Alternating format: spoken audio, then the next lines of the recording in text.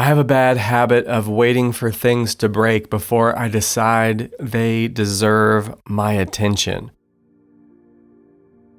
A few weeks ago, Marcy, my wife, and I did something we had wanted to do for a long time. We rode our bikes across Missouri.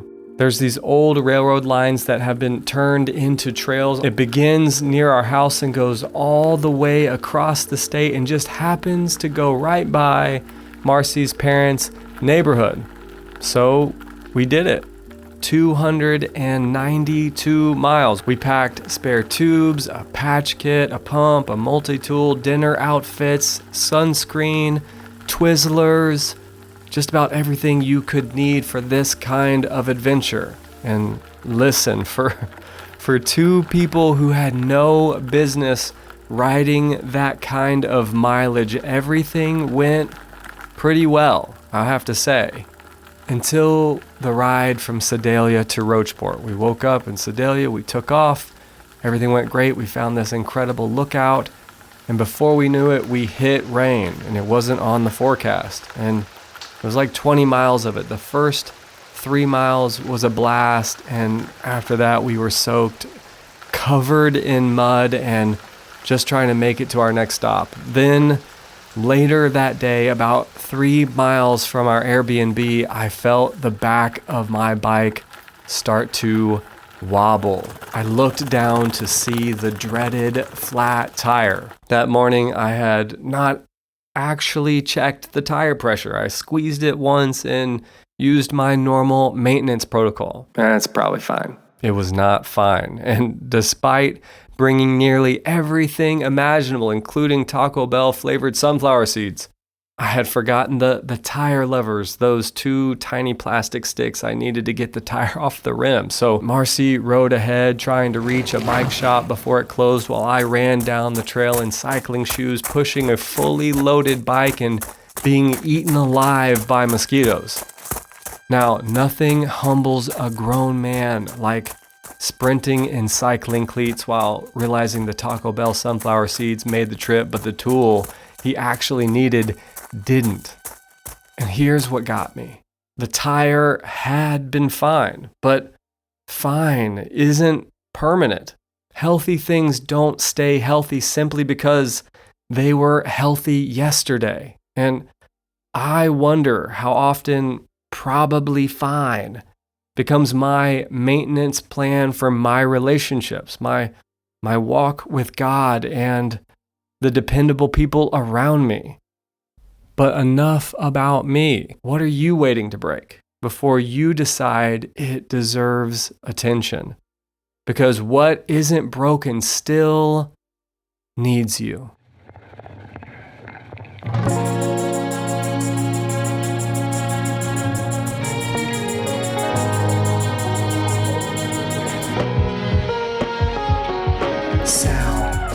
Hey, this is Jonathan, counselor at Sound Mind, professor at Living Faith Bible Institute, and a pastor right here in Kansas City at Midtown Baptist Temple. And this is Sound Mind, where we take a deeper look at life through a biblical lens. This is the 4th episode in a series called Stewarding the Good. Throughout this series, we have been looking at what it means to live faithfully when life is not necessarily falling apart.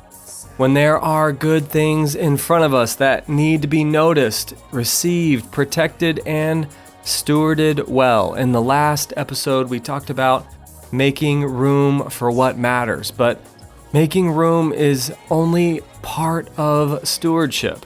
Once something has room to grow, it still needs attention, and that can be difficult because most of us are much better at noticing what is wrong than recognizing what is quietly healthy. And sometimes we unintentionally reward health with neglect.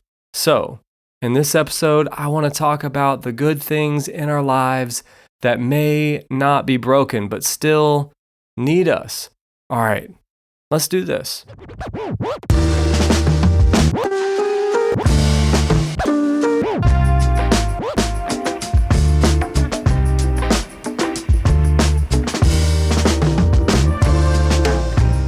The difficult thing about caring for something healthy is that healthy things can make care feel unnecessary, right? Like when something keeps showing up, keeps working, keeps producing, and keeps carrying responsibility, it's easy to assume everything beneath the surface must be fine.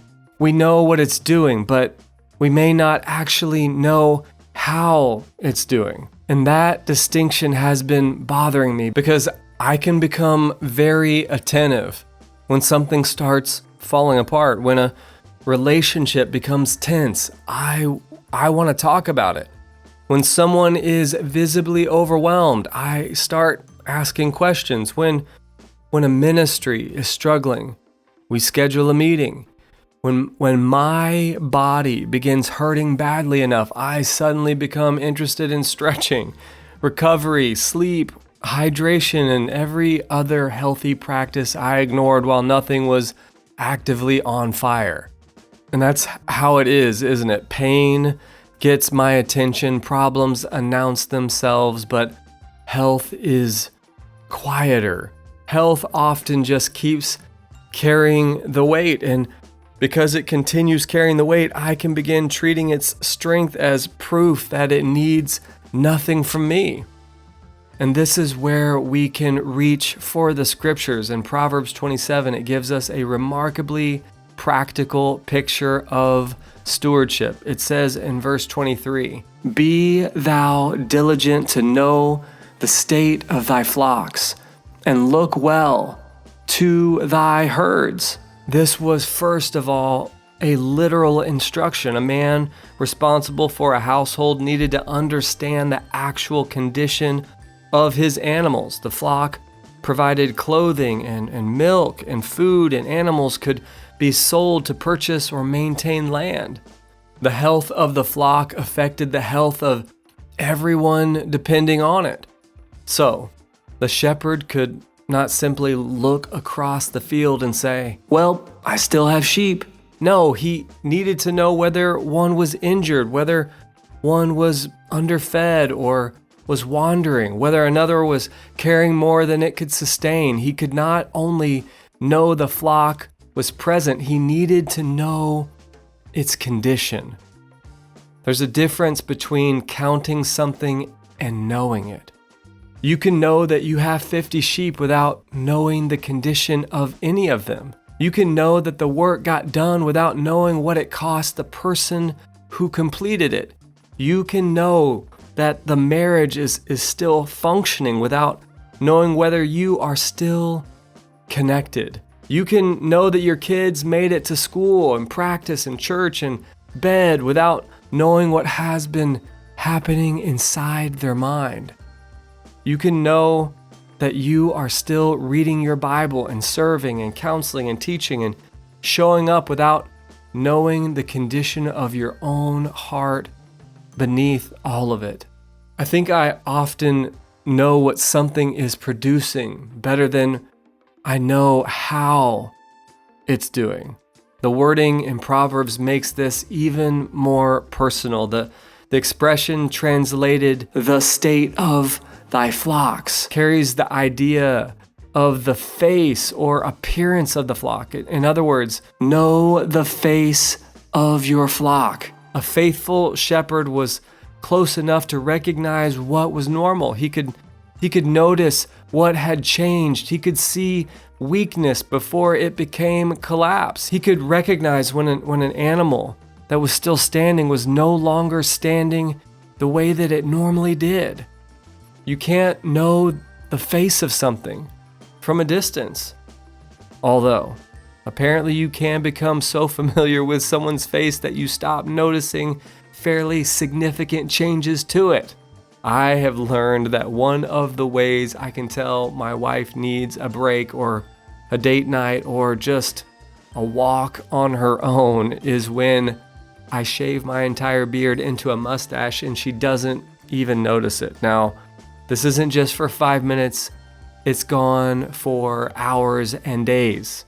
We've talked, we've made eye contact, We've had several conversations. I've gone from a bearded husband to a man who looks like he should be coaching middle school football in the 80s, and nothing. And listen, that's not throwing shade at my wife. She has a lot on her mind.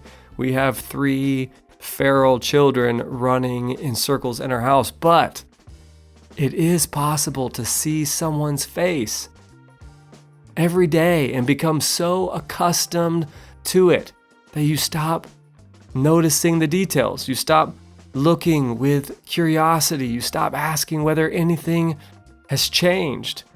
You assume that because the person is still there, everything must be normal. And I think I do this in more serious ways.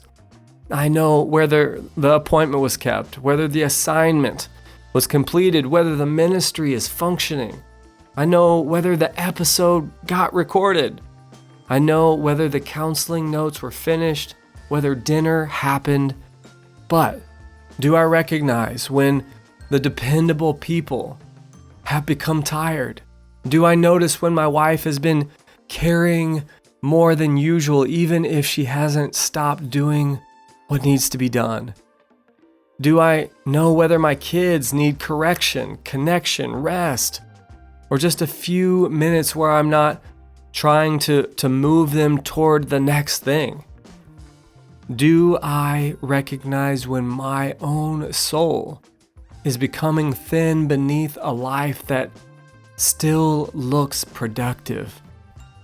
And then we see in the second half of that verse, it says, "And look well to thy herds." That language, it carries the idea of settling your heart towards something, doesn't it? Not merely observing it, setting your heart toward its care. And that is more than noticing that something exists. It's becoming personally invested in its present condition. And I have to admit that I can live close to something without setting my heart toward it. I can live with someone, work beside them, lead someone, or depend upon someone without remaining curious about how they are actually doing. I can maintain a rhythm without asking whether it's still giving life. I can keep producing without asking what the production is costing. I can see the same face every day and stop really looking at it. That is the first movement of stewardship in this passage. Know what you are depending on. Not only what it does, not only what it provides, but whether it's still technically functioning. Know its face. Know its condition. Set your heart toward its care. And this doesn't mean we become anxious spectators of everyone around us. It doesn't mean you have to diagnose the emotional condition of every person in your life. It means we stop allowing productivity to answer questions that only attention can answer. So they finished the work. That tells me the work is finished. It doesn't tell me how they're doing. My child obeyed. That tells me he obeyed. It doesn't necessarily tell me what is happening in his heart. My marriage, it survived another busy week. That just tells me we survived. It doesn't tell me whether we are becoming more connected. I kept all my commitments. It doesn't tell me whether I walked closely with God. So maybe the first question's not, what is currently going wrong? Maybe it's, what has God placed close enough to me that I should know its face? What healthy relationship have I stopped looking at closely? What dependable person have I become measuring mainly by what they accomplish? What spiritual rhythm have I assumed is healthy because it still exists? What part of my own heart has continued functioning well enough that I have decided it doesn't deserve attention? Because what isn't broken still needs you, and fine is not permanent.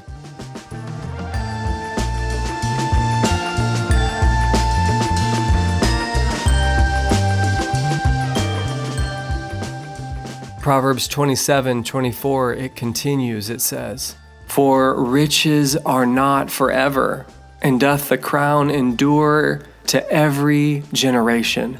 The first word there matters. It says, "for." See, Solomon has just told us to know the condition of the flock, and now he tells us why. Because its present condition is not guaranteed.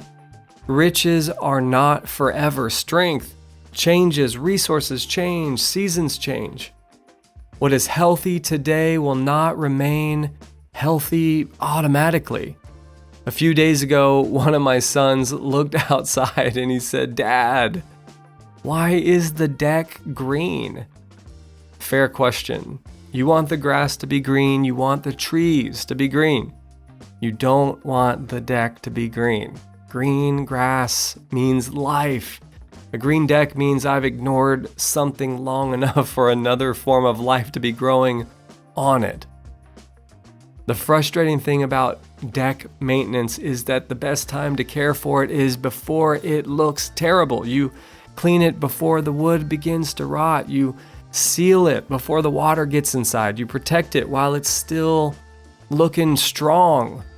Preventative maintenance can feel incredibly unsatisfying. You spend time and energy and money so that nothing dramatic happens. But that is the point. Nothing is currently wrong is not the same as nothing currently needs care.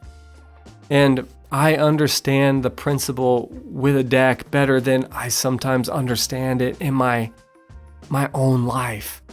Verse 25, it continues, it says, "The hay appeareth, and the tender grass showeth itself, and the herbs of the mountains are gathered." The shepherd didn't only need to pay attention to the sheep. He needed to pay attention to everything feeding the sheep. When was the grass growing? When was the hay available? What needed to be gathered? What needed to be stored? How was the season changing? Because the health of the flock depended upon the things beyond the flock itself. Healthy sheep don't remain healthy independently of what sustains them. Healthy marriages are the same way. They don't stay healthy independently of time and honesty and affection and forgiveness and shared life and attention. We enjoy the fruit, but the fruit came from somewhere else. And before we begin cutting away the practices that seem unnecessary, we should probably understand whether those practices are part of the reason something is working. I've been learning this through the deeply spiritual practice of trying to get my sprinklers to work correctly. I even had the audacity of going on Amazon and buying the little adjustment tool. A sprinkler can technically be functioning while accomplishing almost nothing it was designed to accomplish. Water is definitely coming out. Something is getting soaked. Unfortunately, sometimes it's the driveway or Hudson Clark's car parked on the street. He didn't know living with us was going to include 3 complimentary car washes every week. You're welcome, my guy. But meanwhile, the grass right there 3 feet away is fighting for its life. Then I can stand there staring at the brown grass like it has somehow failed me. But the grass is not the mystery. The water has been redirected away from the thing that needs it. You can't admire green grass, slowly move all the water somewhere else, and then act surprised when the grass begins turning brown. But I think I do exactly that. I enjoy the fruit while gradually removing the conditions that produced it. When a team is struggling, communication feels essential. We clarify expectations, we meet more often, we ask better questions, we check in personally, we make sure people understand what they are responsible for and why it matters.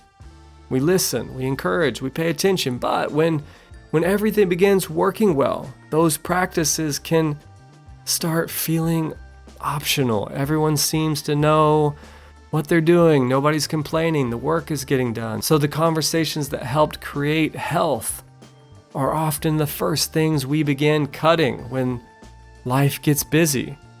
I can treat communication like scaffolding. Once the structure seems strong enough, I assume I can remove it. But maybe the structure is strong because the scaffolding is still there. Maybe the team is healthy partly because people have felt known. Maybe there's clarity because we've taken time to actually communicate with one another. And maybe the dependable person remains dependable partly because someone has encouraged them and listened to them and made room for them to be honest.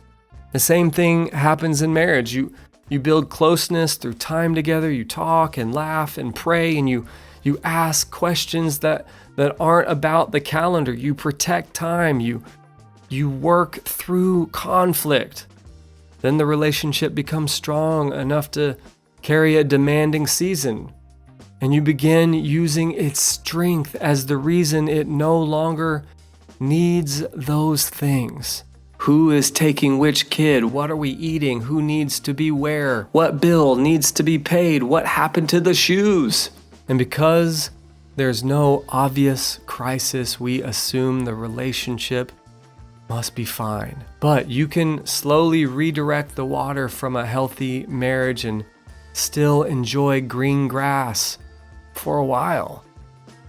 That delay is what makes neglect deceptive. The consequences don't always appear immediately. And the same thing happens with our walk with God. Something I am constantly battling is allowing my time with the Lord to become transactional. So much of my life involves giving something spiritual to somebody else. I get to counsel people, teach students, I help lead in ministry, I prepare a podcast, I study passages because I'm going to explain them. So I can sit down with the Bible already looking for something, a verse for somebody, a principle for a class, and an illustration for a sermon, a thought that might become an episode, something I can take from this time and give to someone else. And none of that is bad. I hope what I teach comes from Scripture. I hope my counseling is shaped by His truth. I want this podcast to help people see life through a biblical lens, but I can begin approaching the Lord primarily asking, what can I get from you that I can give to somebody else? I can keep reading and teaching and counseling and keep producing things that sound spiritual, and because the output continues, I can presume the relationship with Him must be healthy. But spiritual productivity is not the same thing as spiritual intimacy. Serving people from what God has taught me is not the same thing as sitting with God because I love Him and I need Him and I want to know Him.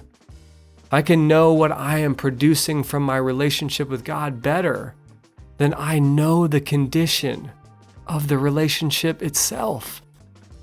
That is uncomfortable to admit. Far too often, I think I miss that because outward fruit can continue for a while after the water has been redirected. You can run on what God taught you yesterday. You can repeat what has been true in earlier seasons. You can offer other people things that you are no longer allowing to reach even into your own heart.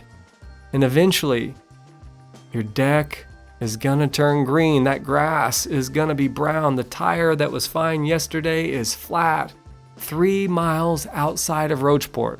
And fine is not permanent. That doesn't mean that we live in fear that every good thing is secretly about to collapse. It means we receive present health as a gift rather than treating it as a guarantee. Thankfulness says, "This is good. God has been kind. I want to care for it." presumption says, this has always been fine and it will probably remain fine. And probably fine is not a maintenance plan. Before changing something that is working, we should understand why it's working. What has been watering this? What has been feeding it? What time, communication, trust, consistency, prayer, rest, or encouragement has God used to create this health? And am I slowly redirecting those things somewhere else? Maybe the answer is not adding something new. Maybe stewardship means continuing to do what has been quietly helping. Continue protecting that evening, asking that question, taking that walk, meeting with that friend, praying together, making space for honest conversation, opening scripture without immediately turning it into material, resting before your body forces you to. Don't remove the roots and then become confused when the fruit weakens. What is feeding the good thing God has entrusted to you? And what would it look like to protect that before something breaks?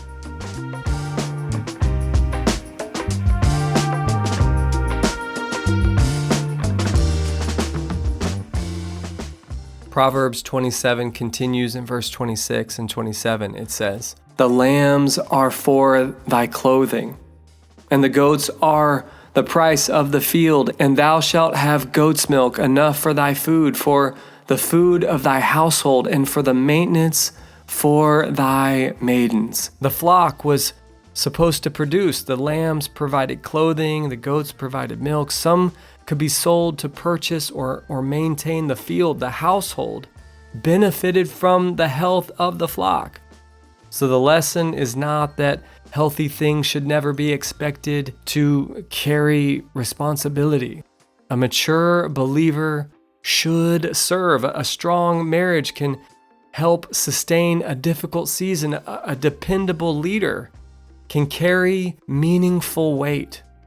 A healthy body should be used, and a productive rhythm should produce something. God gives strength so that strength can be used. The problem begins, though, when we become so pleased with what something provides that we stop caring for the source. There's a difference between using strength and consuming it. Using strength receives what something can faithfully provide while remaining attentive to its condition. Consuming strength keeps extracting because the source has not failed yet. I can see this temptation in how I lead my counselors. When a difficult case comes along, I naturally begin thinking about who is most prepared to handle it.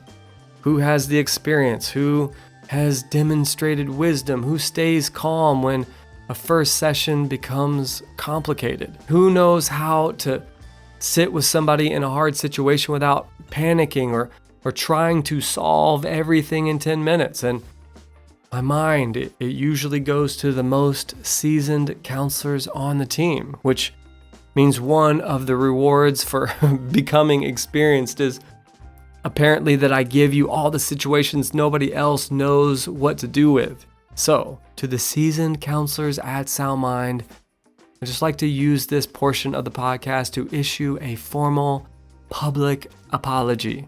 I love you. I'm sorry. I'll do better, probably. But there is something serious underneath that. I can look at a person's history of faithfulness and begin treating it like unlimited capacity. They handled the last difficult situation well, so I assume they can handle this one. They haven't complained, so I assume they're fine. They've proven that they are dependable. So instead of checking in on them, I give them something else to be dependable with. And the struggling person gets the meeting. The seasoned person just gets another assignment. And sometimes I'm evaluating only what someone has proven they can produce. I'm not asking what continued production may be costing them. One of the strangest rewards for dependability is that eventually everybody decides you need nothing except more responsibility. You are calm. Here's another crisis. You are organized. Here's another project. You are spiritually mature. Here's another person to carry.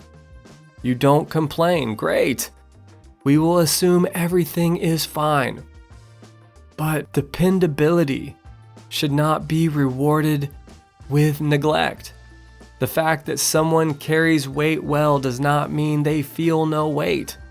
The fact that they didn't drop the last responsibility doesn't mean another one is harmless. So then the fact that something can carry weight doesn't mean it can carry every weight. And I think we do this with people closest to us. A strong spouse can become the shock absorber for every other commitment in the family. They're understanding and flexible, and they know this season is demanding. So they keep absorbing the schedule changes, the late nights, the distracted conversations, the versions of us that has already spent its best energy with somebody else. And because they continue carrying all that, we assume it's not costing them. An easygoing friend gets the same thing. A faithful volunteer gets asked again because they always say yes. A healthy ministry, it keeps receiving more demand because it has continued producing fruit. Even our own bodies can become something that we consume. It kept functioning on 6 hours of sleep.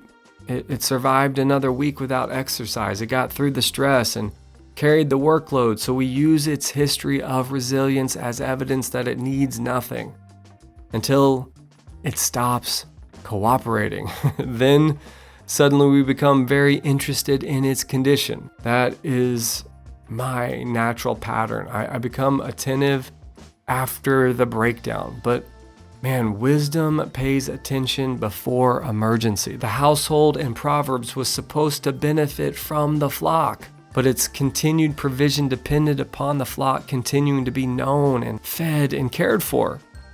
The shepherd couldn't say, "These animals exist to provide for us," and then consume the source of provision faster than it could be sustained. So then fruitfulness is not permission for exploitation. Strength is not proof of endless capacity, and faithfulness is not the absence of limits. Some of us have become very good at praising dependable people while quietly consuming them. We tell them how grateful we are. We tell them how valuable they are. Then we express that gratitude by giving them one more thing to do. And maybe sometimes the faithful response is another assignment. Maybe they are the right person. Maybe this is a season where the team needs their strength.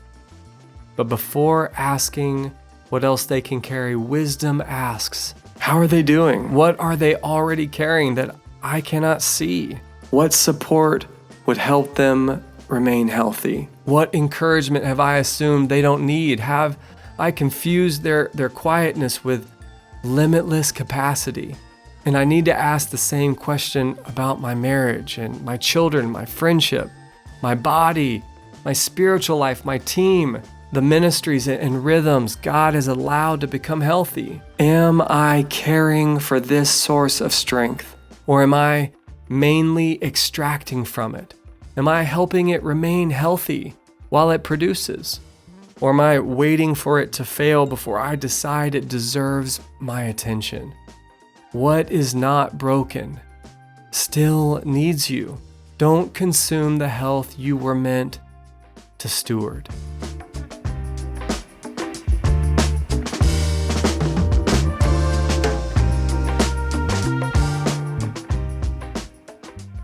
All right, I don't want you to leave this episode feeling like you now need to inspect every relationship and habit and responsibility and organ in your body.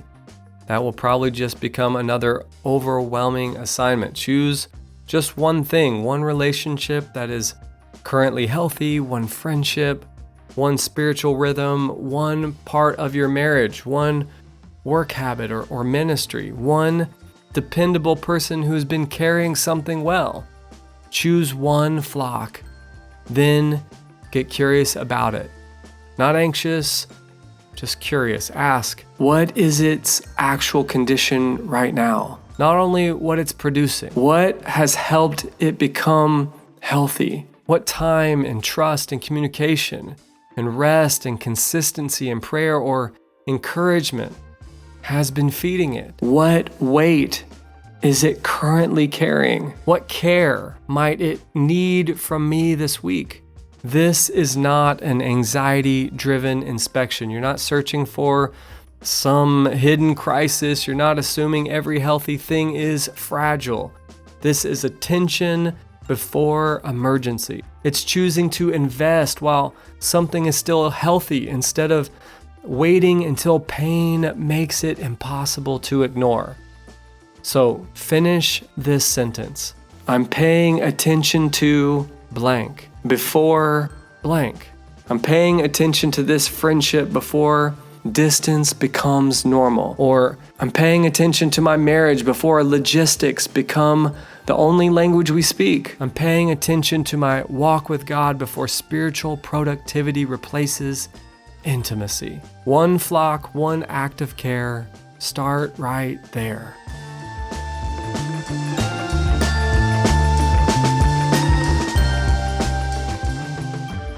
There's one more part of this that matters. This kind of attention isn't an attempt to control every outcome.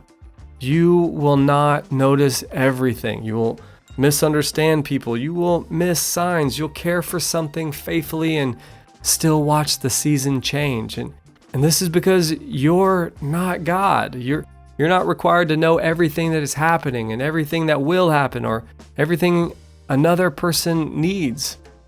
You are called to pay attention faithfully to what God has placed in your care. And so then where your knowledge reaches its limits, you trust the shepherd whose knowledge doesn't, right? Jesus says in John chapter 10, verse 14, I am the good shepherd and know my sheep and am known of mine. Jesus doesn't merely know how many sheep he has. He knows his sheep personally, completely, perfectly.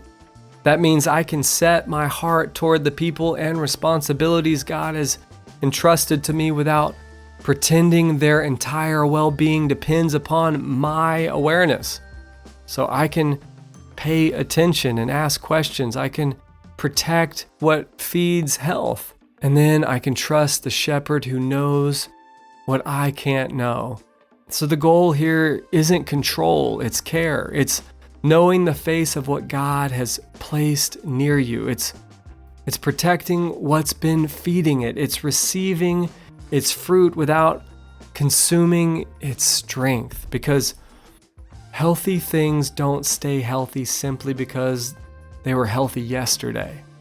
Fine is not permanent. Probably fine is not a maintenance plan. And what is not broken still needs you.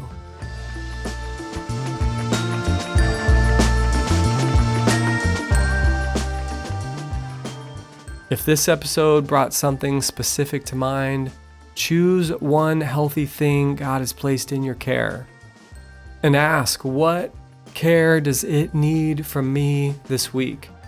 The goal isn't to become anxious about everything that could go wrong. It's to know the face of what God has entrusted you and set your heart towards its care.